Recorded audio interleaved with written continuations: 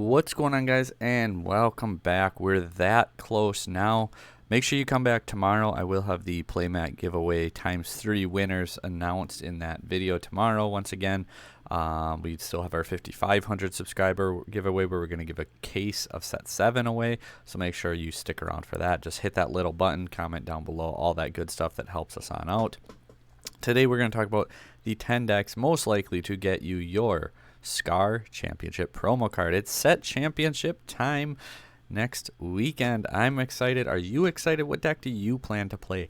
I got 4 decks that I'm strongly debating on. I'm actually working on a 4-hour long course going over all them matchups, breaking it all down. Available through Metafy. I don't know if I want to keep going on with Metafy. I haven't really gotten into it. There's just something about investing all that time into it. I'd almost rather just put it out here for everyone all the time. We'll see how it ends up being worth it or not worth it, things like that. I don't know. I don't know if I want to keep going that route. I like you guys a lot, and I like going this route. So, not to say I won't do this. I will always bring you guys content, everything. Do my best for this as well. I don't want to try to make it sound like I'm cutting you guys out, because that is not the case. But anyway, number 10, this is a deck that's a little more generic, and that's going to be Mufas. Ruby Fasa, Steel Fasa. We've seen Purple Fasa starting to pop up again from a few sets back. It's kind of there once again, being in that Amber Amethyst color combination. I think Mufasa is just always one of those decks that it has a strong following. There's a lot of people who like it. And at the end of the day, it's a deck that you truly do have to look out for. It handles locations really well. A lot of the time it handles a lot of the character-focused aggro type decks pretty well. I don't think it's going to be one of our top decks, but I definitely think that we're going to see Mufasa decks topping. I do have the spreadsheet down below linked as well, and that is brought current finally. I apologize for you guys. I was a few weeks behind, but I got that all brought up to date as well. I think Mufasa is one of those decks that right off the get-go, first week of set championships, I think you're going to see some Mufasa decks popping up in there, and I'm excited to see what else does. Number 9, Amethyst Steel. This deck was very hot in the beginning of the format, started to cool off a little bit. I think some of those aggro players tilted more towards the Dandino Dwarf Mine deck and back towards the Amethyst Emerald deck. I still think that this is a deck to not sleep on. You can also play it in the control aspect, mid-game aspect, where you're not necessarily front-loading and trying to lure out quickly. You play things like Big Tinkerbell, which actually opens the Evasive Tinkerbell shift lines, which if you hit Evasive Tink plus Genie, you can actually have a really strong aggro-esque aspect to it. I mean, that's into turn 3, 4, so it's more, I guess, of a mid-grow aspect. I think that Amethyst Steel is in a pretty good spot, though, moving into set championships to see how it changes and adapts to the meta. It's got consistency, it's got removal, it's got really the toolbox you look for in a deck. Then a deck that I really don't think anyone should write off or look away from, Green Steel Discard. This deck is still there, it is still dominant, it is still strong, but it's starting to see a little bit less play. For the first few weeks of the format, it was actually a tier 1 deck based on the tops. Overall, as the Dwarf Mine deck has gotten more popular, it seems like this deck has actually started to fall off at that same time frame.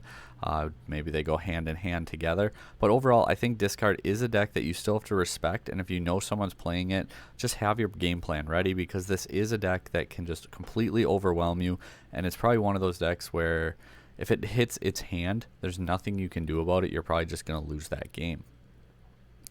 Number 7, we're going to keep the steel theme going here.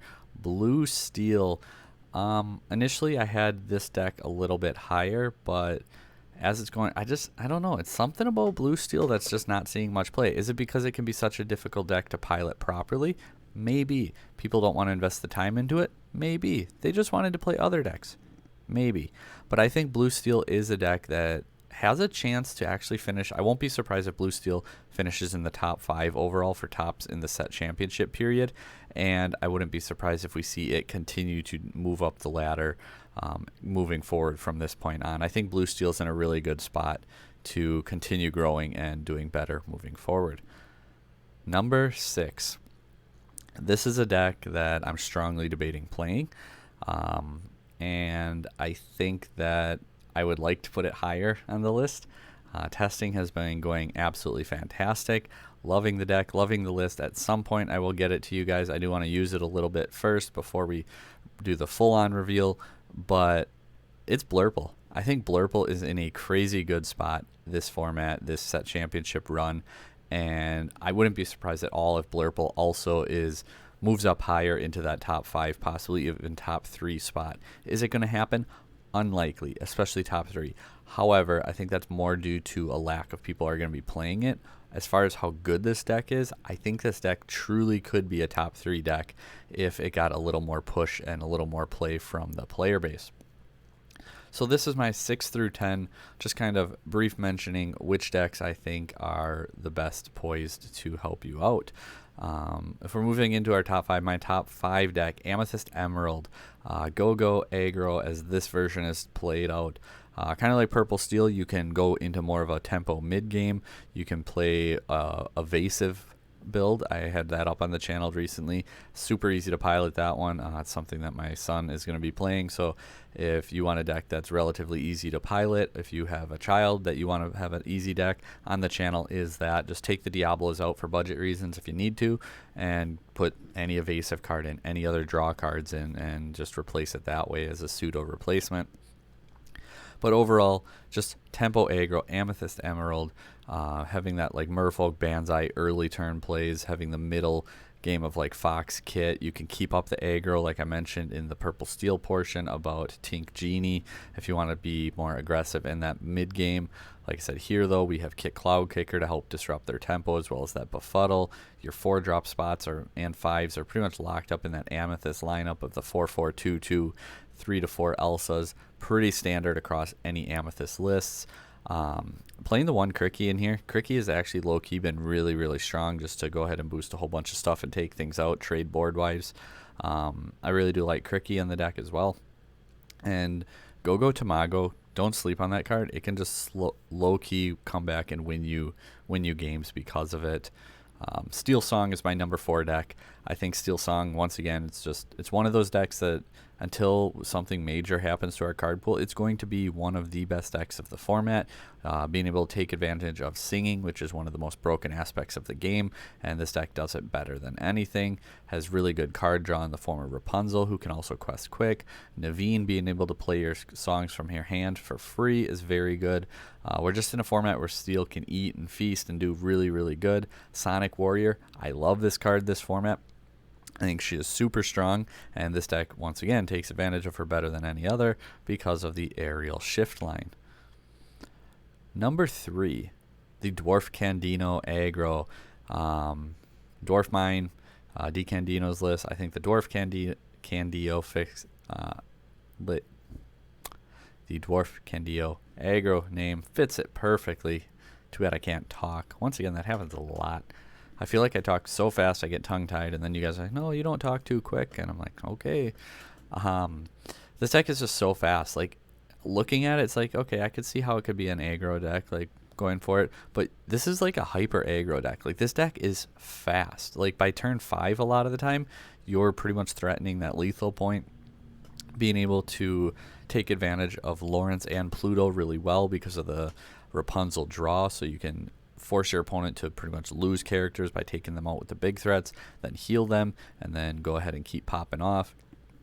Having just enough songs in here to be able to handle your opponent's boards between the songs, and taking, once again, advantage of that Singer and Cinderella and the location in Dwarf Mine to throw that damage at your opponent to stop them from answering your board, and you just overwhelm them and quest out very, very quickly. Number 3, my number 3 deck is Popsicle. In a format with so much aggro, 2 deck. How would Popsicle be so good? It still tops, it still wins, it's still doing really, really well. I think Popsicle is just too darn good. It's so consistent. It has early removal in the form of Sisu and Brawl to help keep them in the game. Pirate's Life can help claw them back if they start to fall behind a little further. And once you get to the top end game, you do not want to get to the top end game against Ruby Sapphire. A lot of the time you're not going to win, so it's a situation you would like to avoid if you can.